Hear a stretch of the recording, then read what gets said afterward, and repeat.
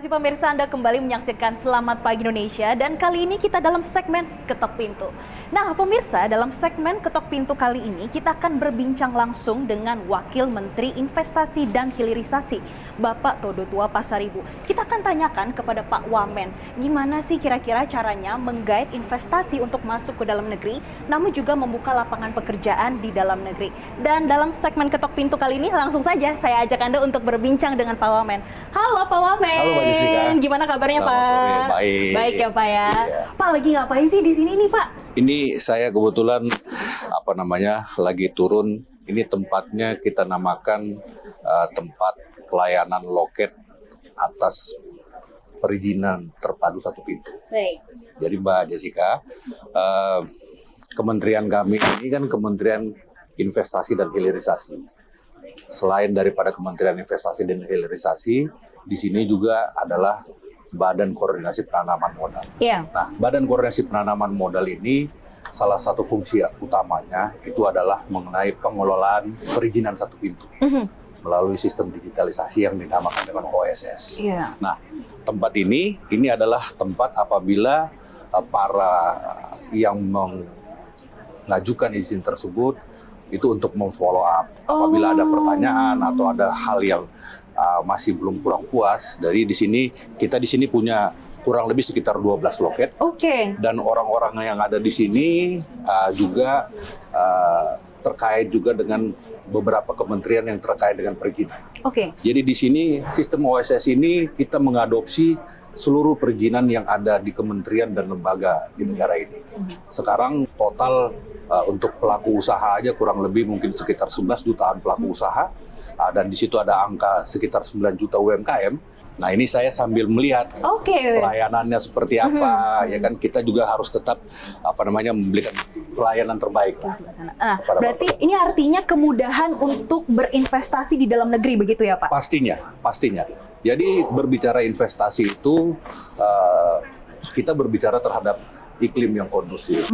Konteks iklim kondusif itu bukan hanya berbicara terhadap situasi sosialnya, tetapi bagaimana kita juga bisa memberikan pelayanan yang terbaik terhadap proses perizinan, dan si pelaku usaha itu mulai dia mengajukan perizinan itu tidak rumit, ya kan, dan ada kepastian dalam pelayanan perizinan di situ. Dua poin penting itu ya Pak. Mungkin kita sambil eksplor kali ya Pak, sambil ajak jalan-jalan pemirsa setia Selamat Pagi Indonesia melihat kantor BKPM dan juga Kementerian Investasi dan Hilirisasi nih Pak. Betul. Di sini juga ada beberapa perwakilan dari kementerian-kementerian dan lembaga yang terkait, sehingga biasanya di sini para pelaku usaha itu apabila mereka mau menindaklanjutin ada beberapa pertanyaan atau klarifikasi dan lain-lain, ya ini sifatnya sih bisa dilaksanakan secara offline seperti itu. Tetapi secara prinsip yang datang ke sini ini sebenarnya sudah ada dulu mereka masuk ke dalam sistem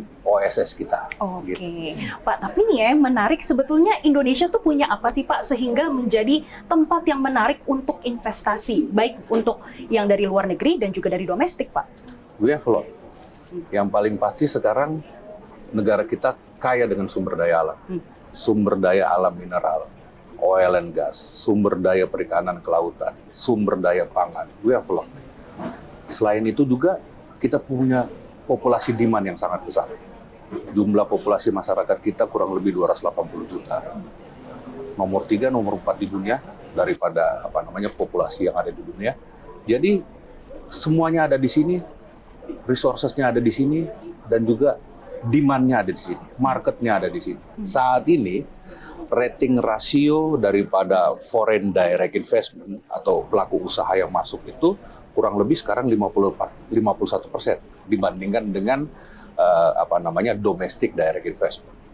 Begitu Mbak. Ini artinya Indonesia sangat menarik untuk luar negeri, tapi gimana Pak supaya pemerataan investor dari domestik ini juga ikut menanam modal di dalam negeri Pak? Jadi nanti tidak hanya didominasi oleh asing. Ya,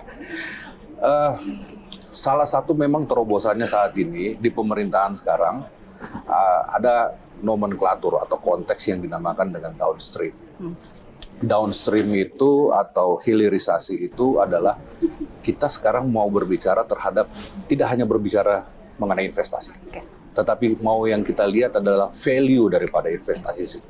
Bagaimana kekayaan alam yang kita punya bisa kita eksplor, tidak hanya kita eksplor, tetapi asas manfaatnya secara keekonomian itu akan jauh lebih besar. Dengan downstream, kita punya asas manfaat yang jauh lebih besar.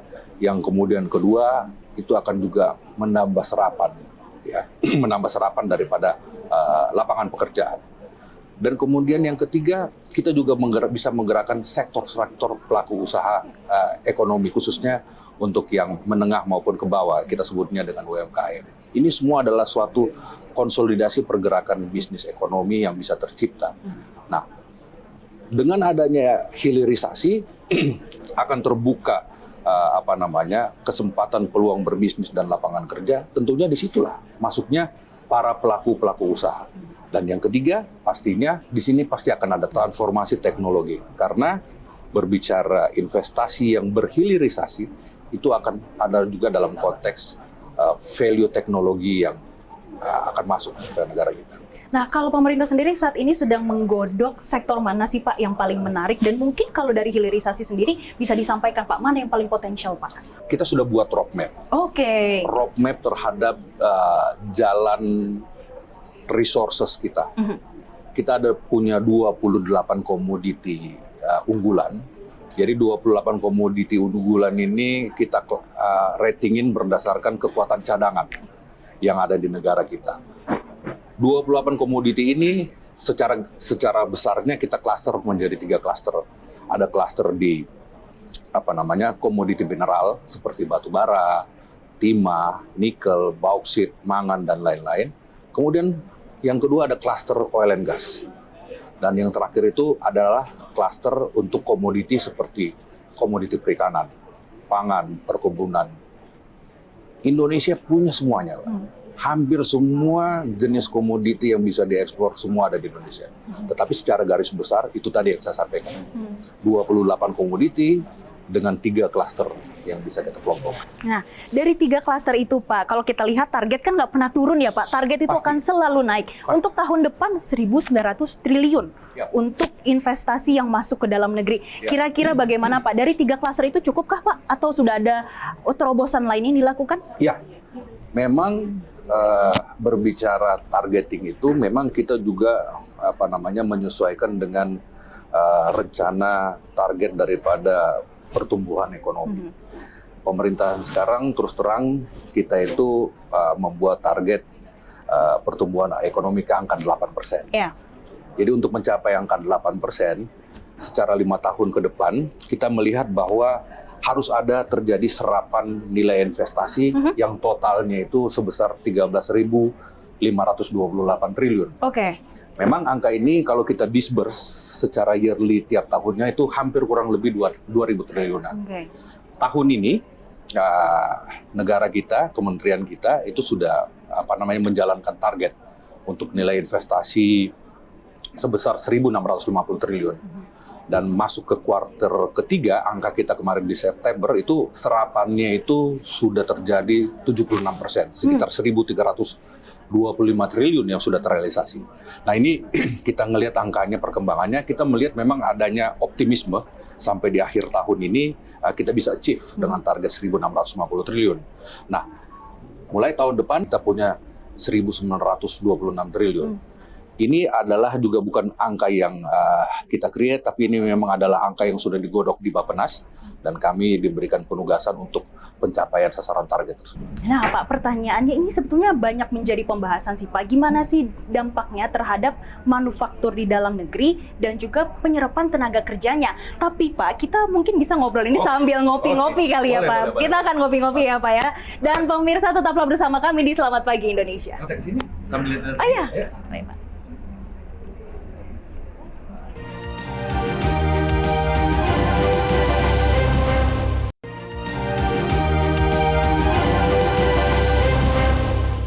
Terima kasih pemirsa, Anda kembali menyaksikan Selamat Pagi Indonesia, masih dalam segmen Ketok Pintu dan kita akan kembali melanjutkan perbincangan dengan Pak Wamen. Pak Wamen, kalau sebelumnya kita sudah membicarakan bagaimana investasi yang menarik di Indonesia, iklimnya seperti apa. Nah Pak, ini dampaknya bagi Indonesia, ini baik dari sisi manufaktur dan juga pembukaan lapangan pekerjaannya, update-nya seperti apa sih Pak hingga saat ini? Bicara manufacturing, memang banyak hal yang memang masih perlu kita mitigasi. Karena manufacturing, konteks manufacturing itu adalah pendekatan dengan demand. Jadi kita sekarang lagi benar-benar mau memitigasi, khususnya mengenai lahan-lahan atau area-area penempatan daripada manufacturing itu sendiri. Manufacturing sendiri memang di negara kita sudah ada berkembang cukup masif di beberapa provinsi, khususnya ada di Pulau Jawa, itu ada di Provinsi Jawa Barat, Jawa Tengah, ada Kabupaten Kendal di sana, Batang juga di sana, sama juga di daerah Jawa Timur, Sidoarjo dan lain-lainnya. Ini memang yang konteks kita sedang mau memperdalam. Selain itu, berbicara mengenai mendorong kepada hilirisasi manufacturing, kita memang sudah mempersiapkan juga beberapa strategi. Apa itu Pak? Strategi ini kita berbicara agar benar-benar konteks hilirisasi di manufacturing ini bisa mempunyai daya kompetitif atau daya saing. Sehingga apabila investasi itu atau manufacturing itu ditempatkan di sini, let's say kita sebut beberapa manufacturing dalam hal vehicle ya, kendaraan bermotor maupun mobil. Nah, mereka akan masuk di sini dan memang negara kita mempersiapkan beberapa insentif seperti tax holiday. Ya kan, berbicara begitu mengenai juga pengenaan insentif mengenai pengenaan pajak, ya kan, diskon rate-nya dan lain-lain. Inilah hal-hal yang memang terus kita approach agar memang konsep atau konteks manufacturing ini memang bisa tumbuh dan berkembang semakin baik ke depan. Nah Pak, kalau kita melihat kondisi ekonomi secara global dan juga dari dalam negeri ini sebetulnya masih banyak ketidakpastian. Nah, kira-kira Pak, dari kementerian sendiri sudah adakah terobosan misalnya saja menggodok dengan beberapa negara potensial lainnya Pak, selain dengan yang utama biasanya kan Tiongkok, Amerika Serikat, apakah masih ada potensi-potensi lainnya Pak? Dengan kita punya perwakilan kantor investasi di 9 negara, dan ini memang kita rencanakan mungkin di tahun depan kita akan tambah sampai dengan 15. Karena kita lihat coverage areanya ada beberapa potensi-potensi negara. Boleh dibocorin investasi. Pak? Misalnya dari wilayah India. Ya, karena saya ambil contoh kantor perwakilan kita yang ada di Dubai itu mengcover semua wilayah Timur Tengah, ditambah Afrika dan beberapa wilayah Asia Barat seperti India dan lain-lain. Nah, ini kita lihat beberapa negara yang memang cukup strategis secara angka masuk punya interest berinvestasi di negara kita. Kita mungkin akan mengembangkan ini melalui kantor investasi kita. Pak, kalau melihat penjelasan Bapak ini sebenarnya banyak pekerjaan yang harus dilakukan ya Pak? Sangat banyak. Nah Pak, pertanyaannya, Bapak kan sebelumnya pengusaha yang berada di sektor ketenaga listrikan dan juga pertambangan. Kenapa Pak memilih menjadi wamen yang masih banyak banget nih pekerjaan yang harus dilakukan Pak? Saya as a entrepreneur and also as a professional. Mungkin dari 5 tahun yang lalu, message itu untuk menawarkan saya masuk misalnya ke BUMN dan pemerintahan itu sudah ada. Tapi memang saya lebih memang jauh memilih untuk banyak fokus dalam di dunia korporasi swasta selama ini. Dan memang setelah masuk di tahun 2024 dan pada saat Pilpres kemarin, memang terus terang saya adalah bagian daripada tim kampanye. Tim kampanye pasangan Pak Prabowo dan Gibran. Saya duduk di wakil sekretaris di situ, sekretarisnya Pak Nusron Wahid. Jadi saya pikir memang konsep yang disampaikan atau message atau janji yang disampaikan pada saat Pilpres itu bukan cuma hanya berbicara janji presiden dan wakil presiden. Tetapi ini adalah janji politik dari the whole team, dalam tim kampanye, oleh partai-partai pendukung, para relawan, dan lain-lain. Jadi pada saat masyarakat memberikan pilihan kepada Pak Presiden, Pak Prabowo, dan Pak Gibran, maka kita juga punya tanggung jawab moral. Nah, itu sebenarnya yang menjadi latar belakang utama. So, pada saat mendekati pemilihan dan itu ada tawaran atau ajakan kepada saya untuk duduk, dan saya juga tentunya memilih untuk iya. Apalagi memang dengan posisi di sini, ya kan, di kementerian yang ini namanya Kementerian Investasi dan Hilirisasi, dan juga ada kantor BKPM-nya di sini, dan saya pikir ini adalah memang portofolio saya. Portofolio saya selama berpuluh-puluh tahun, saya sebagai entrepreneur dan sebagai profesional, saya juga memang terbiasa dalam dunia korporasi, saya juga terbiasa juga dalam dunia investasi. Saya punya portofolio memang merise up or starting bisnis itu start from the green sampai dia operating. Jadi saya pikir saya bisa waktunya mungkin untuk memberikan kontribusi pemikiran, kontribusi kemampuan berdasarkan pengalaman yang saya selama ini ada. Pak Wamen, tapi ketika ditunjuk menjadi Wamen Investasi dan juga Hilirisasi, apakah ada pesan khusus dari Presiden Prabowo Subianto untuk Bapak? Pasti. Waktu kami dipanggil satu persatu di Kertanegara, saya dalam konteks dikonfirmkan untuk duduk sebagai Wakil Menteri Investasi dan Hilirisasi BKPM. Beliau memang secara khusus menyampaikan bahwa meminta untuk membantu Presiden dan Wakil Presiden, itu pertama. Yang kedua, beliau juga menyampaikan bahwa untuk bisa benar-benar menciptakan iklim investasi yang kondusif. Kemudian ada catatan berikutnya adalah bagaimana birokrasi kita. Birokrasi ini khususnya mungkin terkait dengan pelayanan, perizinan, dan lain-lain itu supaya tidak terlalu rumit sehingga benar-benar investasi ini bisa terrealisasi dengan cepat. Dan investasi ini bisa punya value yang baik. Itu memang konteks besarnya yang disampaikan.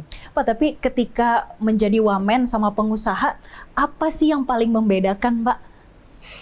Yang paling membedakan tentunya di pemerintahan kita punya ruang gerak yang agak sedikit terbatas. Dalam pengertian, there is a lot of rule yang ada di pemerintahan. Karena berbicara konteks pemerintahan, kita tentunya dari sisi GSG-nya, government-nya itu memang benar-benar sangat kental. It's a different thing dengan kita di korporasi. Kalau di korporasi mungkin ini juga yang menjadi challenge. Kita bisa mengambil segala keputusan yang memang bisa sangat cepat. Dan kita bisa melakukan berbagai macam diskresi yang kita bisa lakukan. Terakhir Pak Wamen, mungkin ada yang ingin disampaikan kepada masyarakat Indonesia dan juga pemirsa Selamat Pagi Indonesia? Silakan Pak Wamen. Oke, terima kasih. Buat masyarakat Indonesia, kabinet ini adalah kabinet merah putih. Pemerintah kita, presiden kita cukup optimistik, mempunyai keinginan untuk menaikkan pertumbuhan ekonomi. Kemudian presiden kita adalah presiden yang punya kepercayaan diri dan juga punya pemikiran bagaimana bisa adanya independensi terhadap keberadaan negara, independensi khususnya terhadap dunia investasi dan dunia hilirisasi. Dan kita punya harapan yang besar ke depannya investasi yang dilakukan tidak hanya berbicara terhadap volume, tetap value daripada investasi itu sendiri, karena dalam konteks investasi yang berhilirisasi, di situ ada konteks penambahan nilai, dan selain itu juga ada konteks pembukaan lapangan kerja yang baru, transfer teknologi yang bisa lebih cepat, dan ini adalah konteks yang memang bisa membawa bangsa ini lebih baik dan maju ke depannya. Saya pikir itu, Pak. Oke, terima kasih Pak Wamen atas bincang-bincangnya. Mungkin bisa sambil minum juga kopinya, Pak. Dan pemirsa, itu dia tadi wawancara kami Selamat Pagi Indonesia dengan Bapak Wamen Todotua Pasaribu selaku Wamen Investasi dan Hilirisasi. Tetaplah bersama kami di Selamat Pagi Indonesia.